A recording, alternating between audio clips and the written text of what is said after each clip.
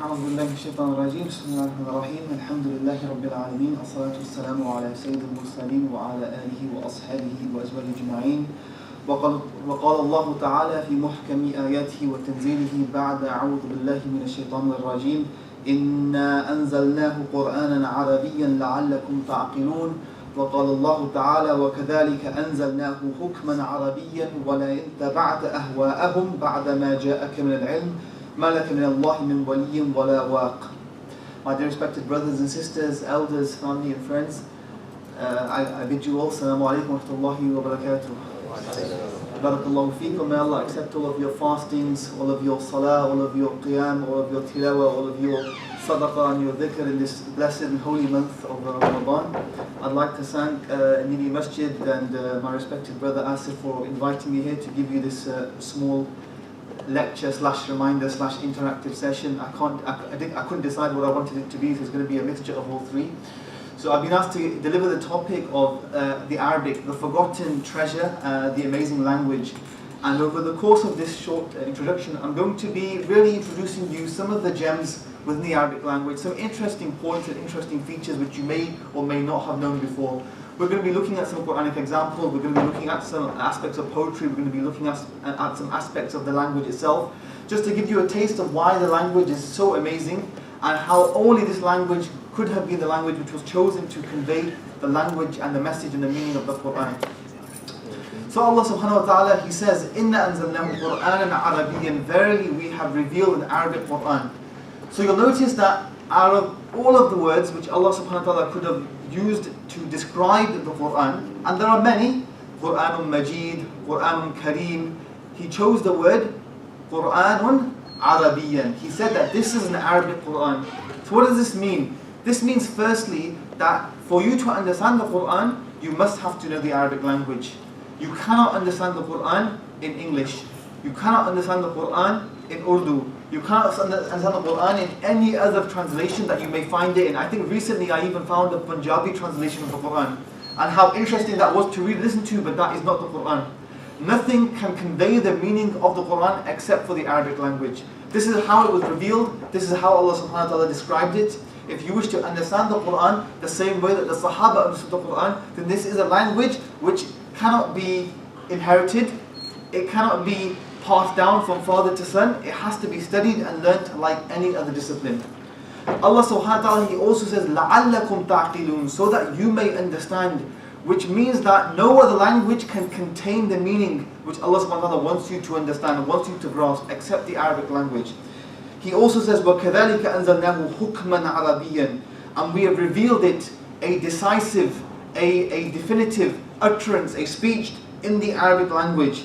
Imam Baydawi, who was a big mufassir, he goes that here the Arabic language means the lisan al-Arab, the Arabic language which was understood at the time of the Sahaba, 150 years before and 150 years after. This period is a very important period within Islamic history. It's called the period of ihtijaj, which means that anything which was written or anything which was spoken amongst the Bedouin Arab tribes was considered hujjah or evidence or proof for the language. So this lisan al-Arab, what it means is then that it was revealed in this language so that they could understand it and implement it and establish the deen based upon that understanding. So when we look at the Arabic language now and we speak to our Arabic friends and we hear strange words which they say coming from the different parts of the world which they're from, that is not Arabic. That is something far removed. Something very, very different. I think it would be hard pressed to even say that this is within the realm of Arabic language. It's so far removed. The classical Arabic language is that which was before 150 years before, 150 years after the Hijrah. So let's just give you a few facts about the Arabic language. Let me ask you a question, and I ask this to everyone. How many words are there in the English language? You all know the English language. How many words are there? Just give me some numbers. Call some numbers out. How many words do you think there are in the English language? I thought Rochdale was a vibrant community. Everyone's 10. Go on. 10. 10, yeah, okay, maybe. Another one? Words or letters? Words. In the Oxford Dictionary, how many words are there in the dictionary? 10,000, 20,000, 50,000, 100,000, 600,000, a million. Let's just say a million. How many words there are, do you think, in the classical Arabic language? I'll tell you. Remember this. A lot less. 250 million words. In classical Arabic language, there are 250 million words. Okay? And that's the most recent kind of computational research done at the University of Saudi Arabia is that 250 million words in the Arabic language. The Arabic language is an ancient Semitic language which there's evidence to say it existed up to 10,000 years ago. Now most, if not all the Semitic languages, like Hebrew and Aramaic and even some of the Ethiopian languages, they've all changed. But the Arabic language has maintained itself by virtue of the Quran. Because the Quran was revealed in this language, people have made effort to maintain this, to study it, to keep all of its scripture, all of its prose, all of its poetry in one place where it can be studied. Because in order for you to understand the Quran, you must understand the classical language at the time that it was revealed. Now, I'm going to try to explain to you why this language is so amazing, and I'm going to give you a few principles which will help you understand why this language is amazing. For the Arabic language to be considered proper Fusha. Fusha is the classical Arabic language. There has to be a few principles which it needs to adhere to. So let me write some of these down for you.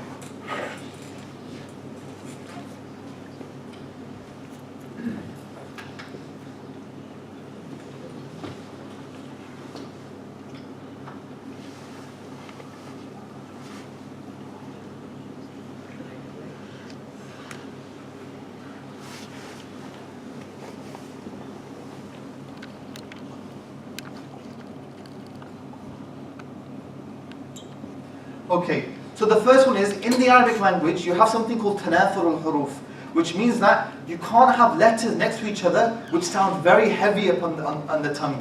In the Arabic language, it's not allowed. You won't find it in the Quran. And if it happens, it's not considered classical. Every single word has to sound nice from the ear. So let me give you an example of some poetry.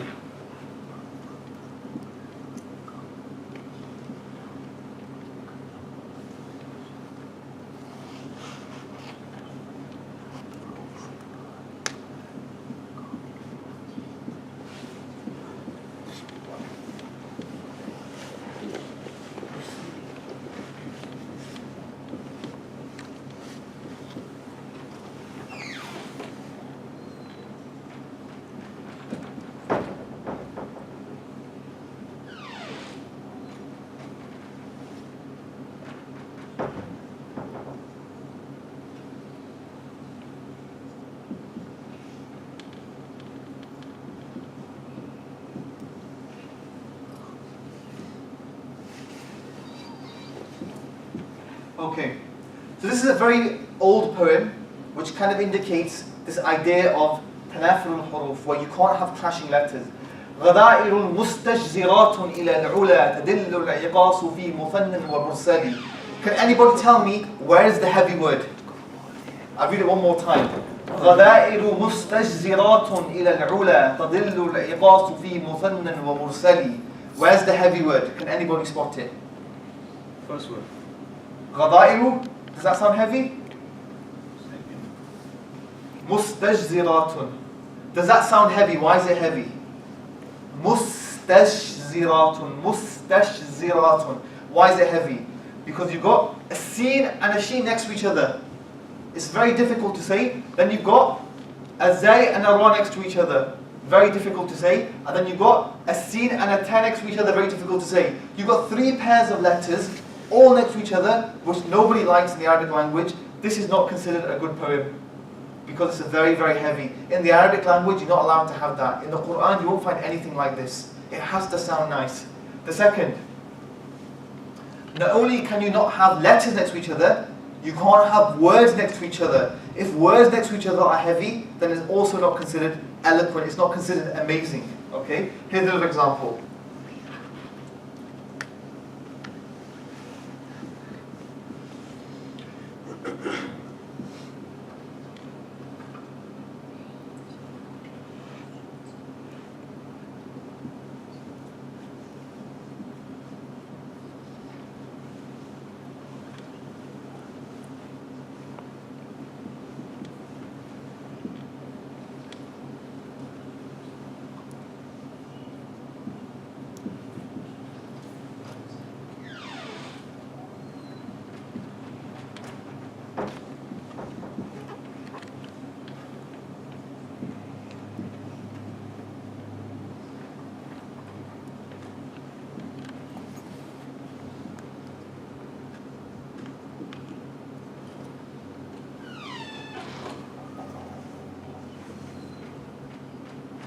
Okay.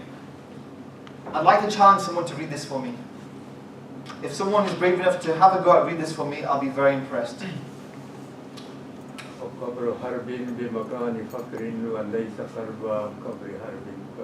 Okay. Say it one more time, Uncle. Say it a bit faster. Okay.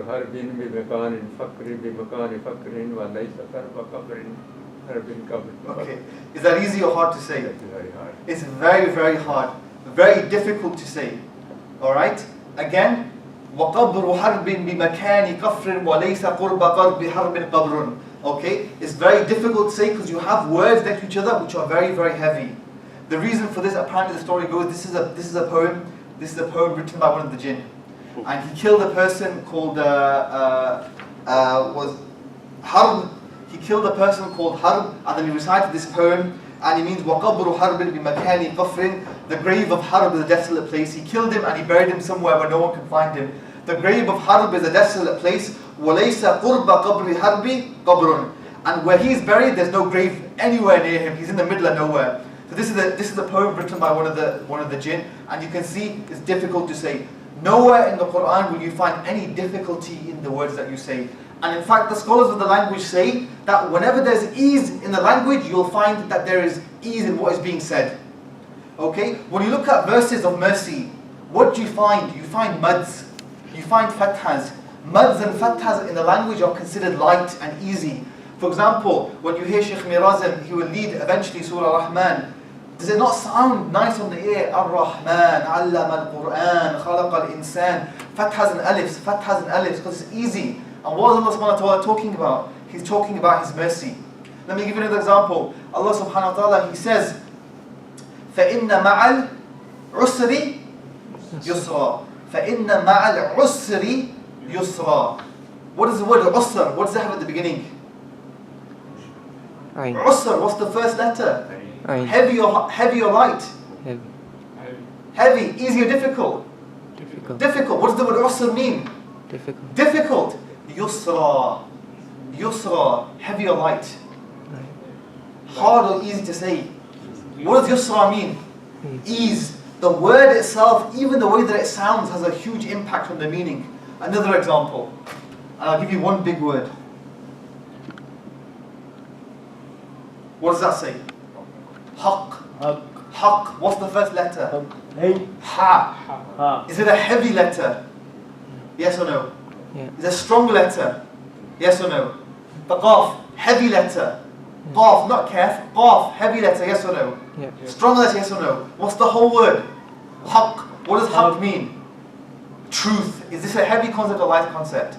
Heavy concept. So in the Arabic language, even the way that it sounds has a huge impact on the meaning. When you find something which sounds, powerful, it's talking about something powerful. Eventually, Shaykh Mirazim, he will lead from the verses of Surah Maryam. And when Allah subhanahu wa ta'ala starts to talk about those people who attributes are sent to Him, see how those verses change. How the skies will be split apart, how the earth will shake. The whole style of the verses change based upon the way that it sounds. So just reflect about that. Okay. Another example of tanafur al-huruf, or tanafur al-kalimat, where you can't have two words next to each other, would sound very difficult. A famous poem by Abu Tammam.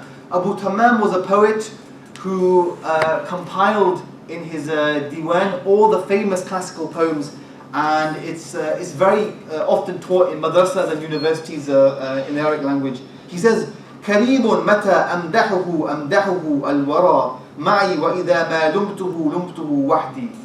Does that sound easy or light? I'll read it one more time. كريم متى أمدحه والورى. What do you think? Is that heavy or light? Heavy. Because these two words, أمدحه, I praise him, it's not like for them to be next to each other. So we have two things now. The letters have to sound good next to each other, and what else? The words have to sound good next to each other. You can't have them both. You have to have them, there has to be ease next to each other. Okay, let me tell you another example. Alright, and I'm going to show you something which you may never have noticed before in your whole life.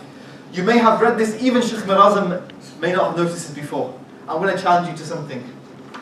For those of you who read the Quran very regularly, and inshallah it's all of you, You might have read something, but never noticed this.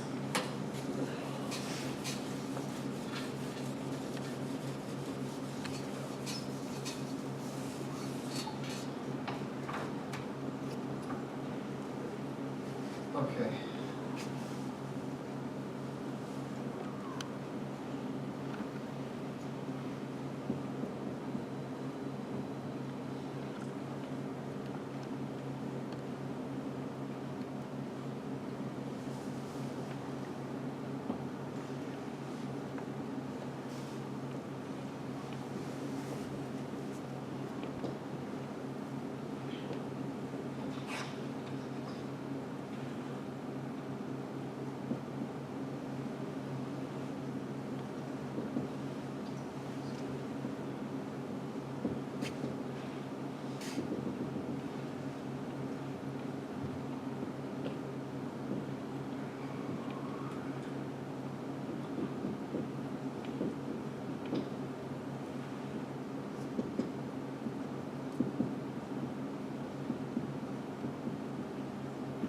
Okay, can someone tell me the missing word?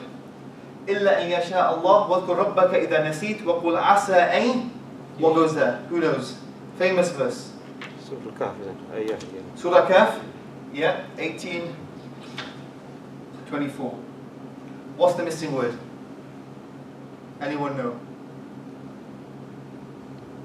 Nobody knows. Read Surah Al-Kahf every week, every Friday. Every Friday. Sheikh doesn't help us out. Tyranny. Yahdiyani, okay.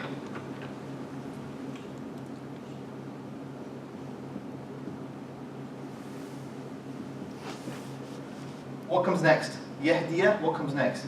Ni. So noon, then what? Yeah.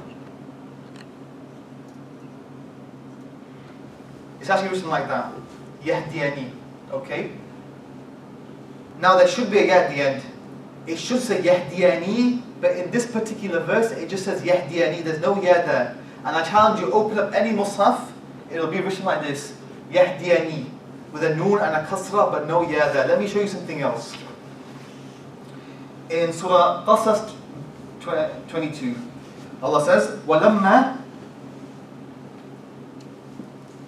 توجه تلقاء مدين قال عسى ربي أن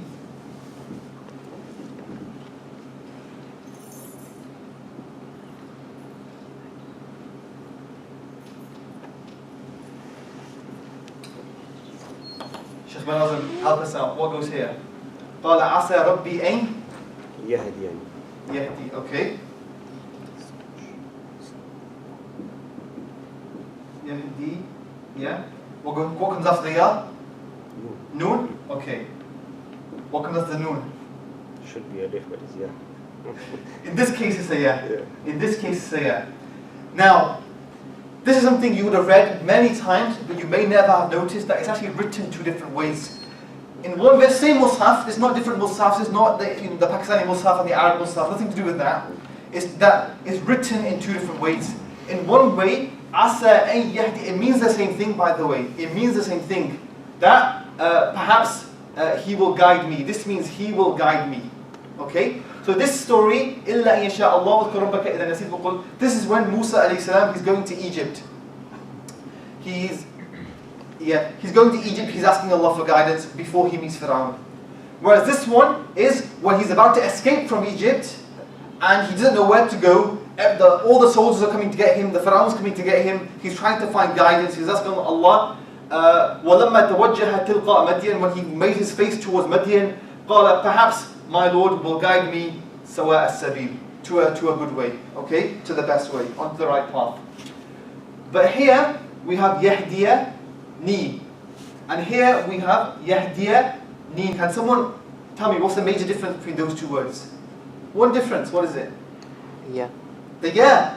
Why is there no ya there? There's no grammatical reason for that ya not to be there. It should be there.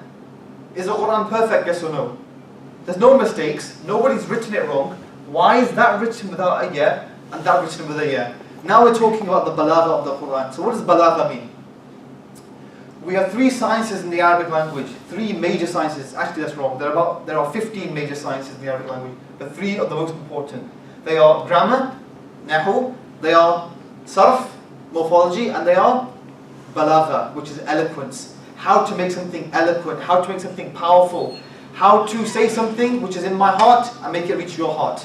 Okay? I have something I want to say and I want you to understand it. I'll give you an example. You're on the street. What's the street? Hare Street. You're on Hare Street outside. Okay? You see an accident. Someone's been hurt. Okay? The doctor comes by and he's talking on the phone to the ambulance. What's he going to say? I have a 17, 21-year-old victim, male, breathing, heart rate is 20 to 33. There's blood coming out. There's this, there's that. He's going to be describing it like this, yeah? Now imagine a poet comes across the same thing and he wants to tell his poet friend on the other side of the world what's going to happen. Is he going to describe it the same way? Certainly he's not. He's going to use words and phrases and expressions to explain how he's feeling. He wants his friend to feel how he's feeling, to see what he's seeing.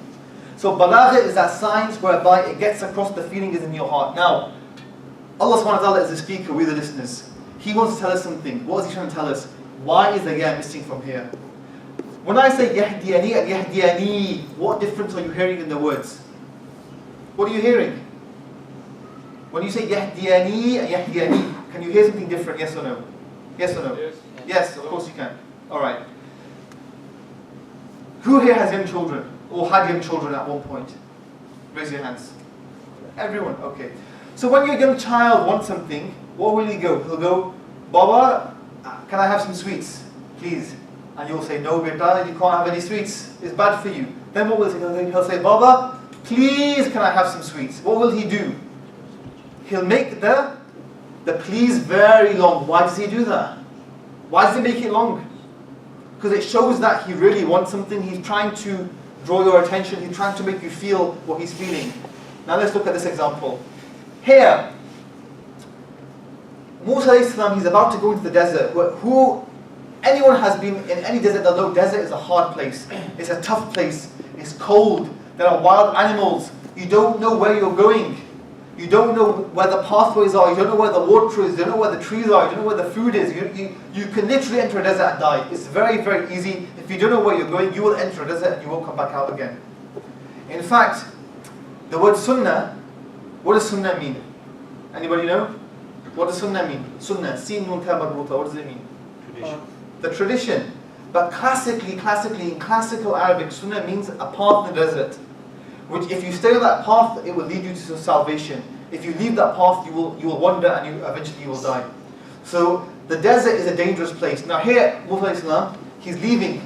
He has no provisions, he has no horse, he has no camel, he has literally the clothes on his back. He used to be a prince. Now he's about to become destitute in the desert. He doesn't know where he's going. He's running away from the mela of Pharaoh. So what is he asking for? He's asking Allah subhanahu wa ta'ala, give me guidance, give me help, give me support, give me direction. So what does he do? He says, Yahdiya ni. He extends the ya, because he needs full support on his task. He not only needs moral support and spiritual support, he needs physical support. He needs food, he needs water, he needs direction. He doesn't know where to go. Whereas this one here, now Allah subhanahu wa ta'ala has made him a prophet. Allah subhanahu wa ta'ala has given him Harun as backup. Allah subhanahu wa ta'ala has given him direction, given him aim. He's given him everything he needs. He's given him a staff. He's given him Torah. He's given him everything he needs. Now what does he need? He goes, Inni akhaf, I'm scared. He's asking Allah, I'm scared of what they're going to do to me. Allah subhanahu wa ta'ala, he says to him, La takhafa, don't be scared. Innani ma'akuma, I'm with you. Asma'u wa ara, I'm all hearing and all saying, I got your back, don't worry. I got your back. So what does he think? He goes, Yahdini. He goes, what he needs is spiritual guidance now. He wants Allah subhanahu wa ta'ala to strengthen his heart. Make him fearless when he goes in front of Pharaoh. And let me tell you something about Pharaoh. Forget your, I better not say any names now. Forget your current leaders and your current oppressors. The scholars say that Pharaoh is the symbol of tyranny. The symbol of tyranny. There will not be a bigger oppressor on the face of the earth bigger than Pharaoh. This person, Pharaoh, killed children on en masse genocide on a year-by-year basis, enslaved billions and millions.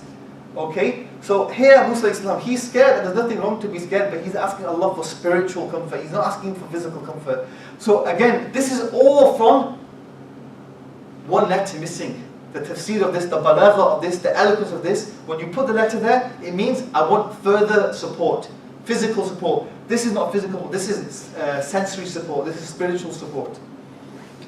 From one letter, keep that in mind, one letter. Okay? And you'll see this very often in the Quran, that there's sometimes two words written slightly differently, but they mean the same thing. But the translation will never get that. The translation will never give you that. The English translation won't, nor will the Urdu, nor will the Punjabi translation. None of them will give you these things. They have to be studied. Okay. Let's do something else now.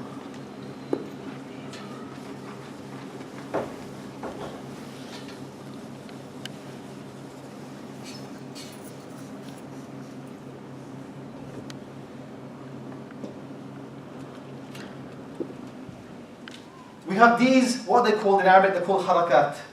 Harakat. In Urdu, what do you call them? Do you call them harakat as well? Okay. So in Arabic, we call these dhamma, fatha, kasra, sukoon. In Urdu, what do we call them? Pesh. Pesh, zabar, zir, sukoon. In my Arabic classes, I let you say that once and then I ban that for the rest of the course. Okay? You have to learn the Arabic. Dhamma, kasra, fatha, kasra and sukoon. Now we've already said in Arabic they like things to sound nice, sound easy. It's the same thing in Arabic. Out of all of these, let me ask you a question. According to your Rochdale is, which one is the heaviest? Which one sounds very heavy? U, a, or e? Which one sounds very heavy? Ooh. Very good. Alright, we'll put a little one there, that's the heaviest. Then which one is lighter? A or e? Which one is lighter? A or e? Which one? The next lightest is The next lightest. Which one is lighter than Dhamma? Okay, good, we'll put 2. And then which one is even lighter? Almost like there's nothing there, E. Which one's even lighter? E. The kasra. And the sukoon is basically like nothing. It's almost like there's nothing there. So, let me ask you a question.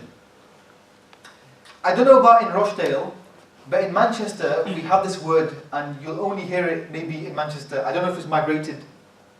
Because we like things to sound easy. So in Manchester we don't say isn't it, what do we say? What? No, even worse than that. In it, we say in it. Where did in it come from? SubhanAllah, do you know, I sometimes think in 100 years time linguists are going to be trying to figure out where did the word in it come from. We can't find it in any dictionaries.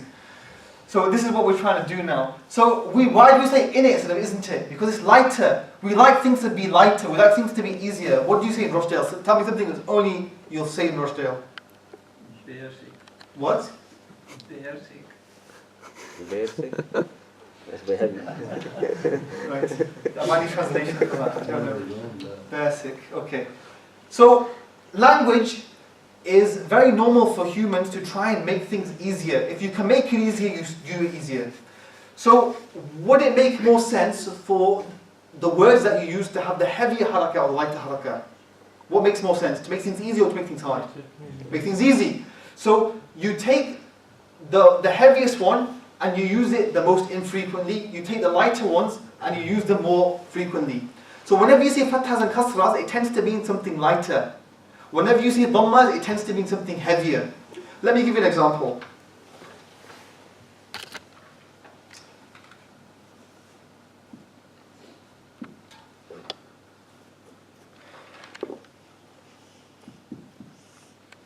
Alright, there's 2 words here. One of them says what? What does that say? Hamam. One of them says himam. One of these means a bird which flies in the sky. One of these means a grave where the body is buried in the ground. Just from the sound, which one do you think it is? Raise your hands if you think hamam means the bird in the sky. Raise your hands if you think himam means the bird in the sky. Okay, a bit of a mixed bag. Alright. That might give you a hint. Raise your hands now if you think hamam means a bird which flies in the sky.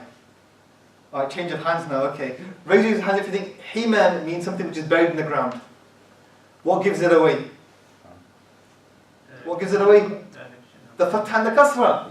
Now isn't that amazing? The haraka used gives you an indication of which word is which.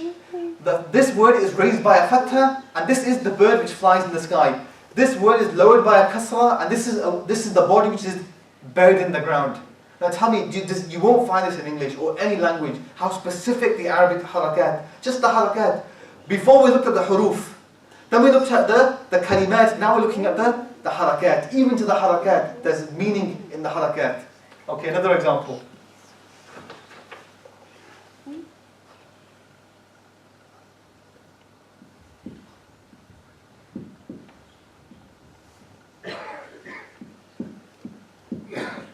Okay, someone say the top one for me. Khutbah. Someone say the bottom one for me. Khutbah. Okay, so you have khutbah and we have khutbah. This is an easy one, you might get this, you probably will. One of these means when a person stands on stage and he speaks to the people. One of these means when someone goes to the house of a family and they ask for their daughter's hand in marriage. Okay? So which one do you think is which? Which one means when someone is raised and they speak down to the people? And I don't mean condescendingly, I mean from a position of kind of height. And one of these means when a man goes to the husband, the father-in-law, and he humbles himself. I'm actually a very nice person, uncle, please let me marry your daughter. He goes lowly and he gives him gifts and So which one do you think is which? Which one do you think is which? Which one do you think is the one where the person is giving a speech to the audience? First one. Khutbah. Which one do you think where the person humbles and lowers himself and goes and asks for the hand in marriage? Khutbah. What gave it away? The Dhamma. Okay. This word has been raised by a Dhamma. So the speaker, he's raised, he speaks to the audience. This one has been lowered by a Kasra. So the person, he lowers himself and he goes and he asks for the daughter's hand in marriage, and inshallah he's granted success, inshallah. Okay. Alright.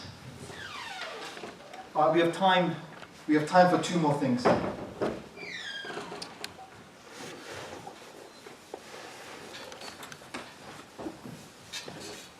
I'm going to need you to help me out with these ones. It doesn't work unless you help me out.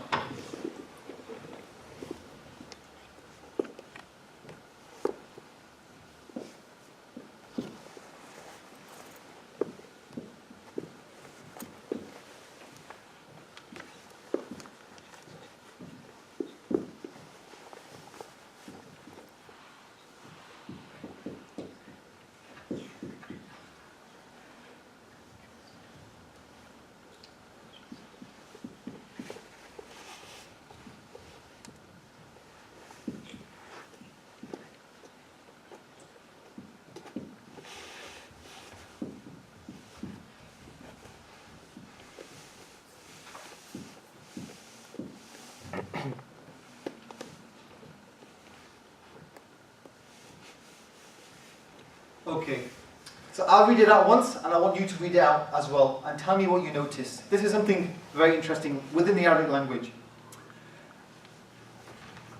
Oh, sorry, I missed out that. Okay. آب همي وهم بي أحبابي همهم ما بهم وهمي ما بي. Okay? So try and read it yourself and tell me what you noticed. آب همي وهم بي أحبابي همهم ما بهم وهمي ما بي.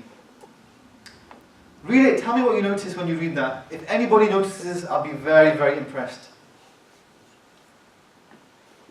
Does anybody notice anything? Anything unusual, anything peculiar?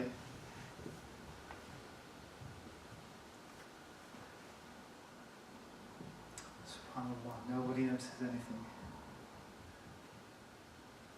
I think this talk's too close to iftar time, that's the problem. It's either iftar or Champions League, or one of the two. By the way, those of you who are here, may Allah bless you. May Allah bless you. Alhamdulillah. I thought it was going to be me and just Asif for a moment.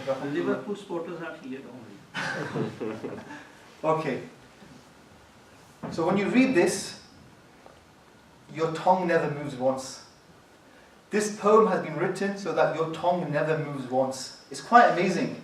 If you think about it, You can't even say, I would challenge anyone to say even 3 words and their tongue doesn't move on. Even hello, assalamu alaikum. Your tongue is constantly moving. But this poem is a special example which was written, it's nice poetry, your tongue never moves. آب همي وهم بي أحبابي همهم بابهم وهمي ما بي. Does your tongue move at all? No, it doesn't. And this is what some of the scholars say. They say that La ilaha illallah, okay? La ilaha illallah, la ilaha, okay? When you say La ilaha illallah, do your lips move at all? You can say La ilaha without your lips ever touching La ilaha illallah. Why do they say that? Because belief in Allah is personal, individual, nobody will ever know. Like the Najashi of Abyssinia. He died, nobody knew he was a Muslim. The Prophet ﷺ knew, but he never made it public. So your tawheed can be something very personal, very private, nobody ever has to know. But when?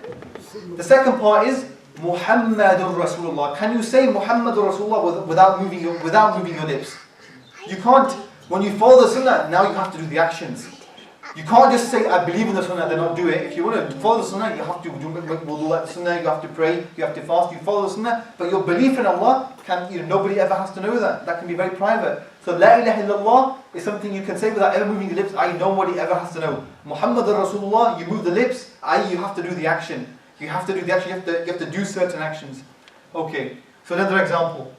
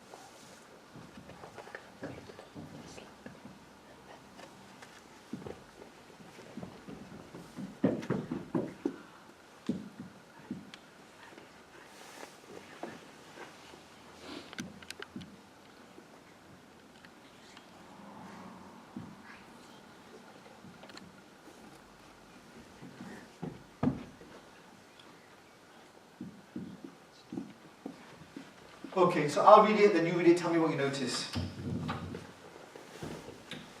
Okay. قطعنا على قطع القطاع قطع ليلة صراعا على الخيل العطاق اللاحق.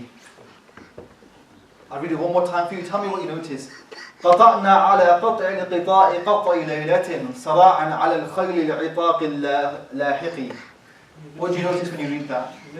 Your lips don't move. Okay? This is another example. Here, your tongue never moves. Here, your lips never move. You can say this and drink a glass of water at the same time if you wanted to. Your lips never move at all. Okay? There are some amazing examples of poetry. There's one example of a poem where you can read it forward and you're praising someone. You can read the same poem backwards and you're cussing them.